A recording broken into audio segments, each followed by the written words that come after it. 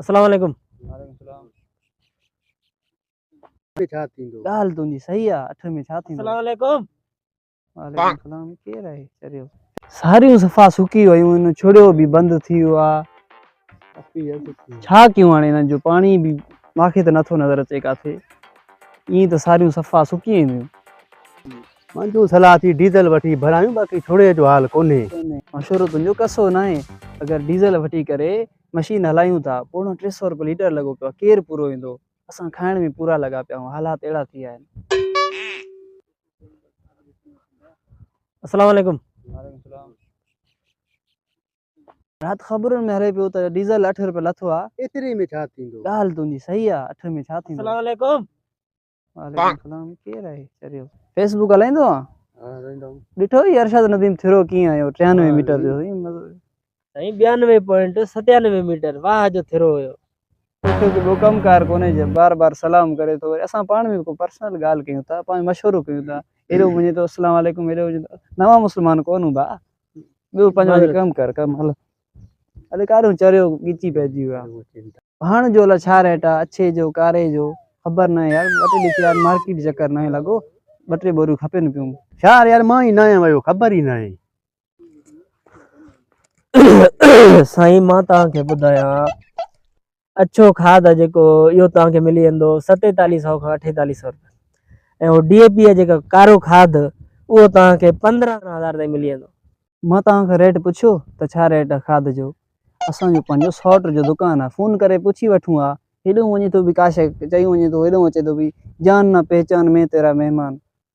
हल भाउ वञी पंहिंजो कमु कर, तंग न कर असांखे सुबुह सुबुह जो। छो बुछड़ो कयो थी असांखे? अलाए केरु आहे यार, मूंखे सम्झ में नथी अचे। ज़ाहिद यार मोबाइल खपाइणो आहे, वीवो आहे मां वटि। अथे मूड त पोइ सौदो कयूं। यार शौक़ु आहे पर ताक़त कोन्हे मूंखे एतिरो वठण जो।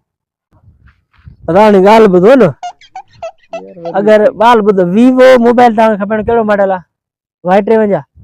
Y53 हाणे रेट हेठि थी विया आहिनि, छो जो नवां मॉडल अची विया आहिनि न, Y17, Y16। इन जो अगरि रैम 8/128 आहे त तक़रीबन 25 खां 26,000 कंदी। तव्हां मार्केट में बि ॾियो बि तव्हांजी मर्ज़ी, अगरि तव्हां मूंखे ॾियो त मां बि तव्हांखे खपाए ॾींदुमि।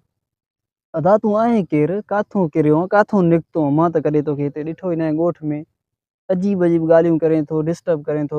असांजो ॻोठ आहे हिते, असांजे ॻोठ में बि ईअं तव्हां जहिड़ा माण्हू अची वञे काथूं ई जीअं न ॾेडर निकिरंदा आहिनि, मौसमी ॾेडर। ख़ुदा खे मन असांखे तंग न कर, असांखे सॼो ख़बर आहे। असां शहर सवलो आहे न, ईंदा वेंदा आहियूं। मोबाइलनि जा रेट खाद वग़ैरह न, तूं तंग न कर, पंहिंजो को कमु कार वञी कर। शाबाश हल। महांगाई, बेरोज़गारी, ॿियो वरी इन्हनि जहिड़नि चरियनि असांखे तंग करे छॾियो आहे। किथे ज़हर मिलंदो, ज़हर भला उहो खाई असां इन्हनि खे जिन छॾायूं। साईं मुंहिंजा ज़हर जूं मुख़्तलिफ़ क्वालिटीज़ आहिनि। हिकिड़ी हूंदी आहे फूड पॉइज़निंग, ऐं ॿियूं बि काफ़ी साइकोनिक, इहे घणियूं कंपनियूं आहिनि। तव्हांखे कहिड़ियूं खपे?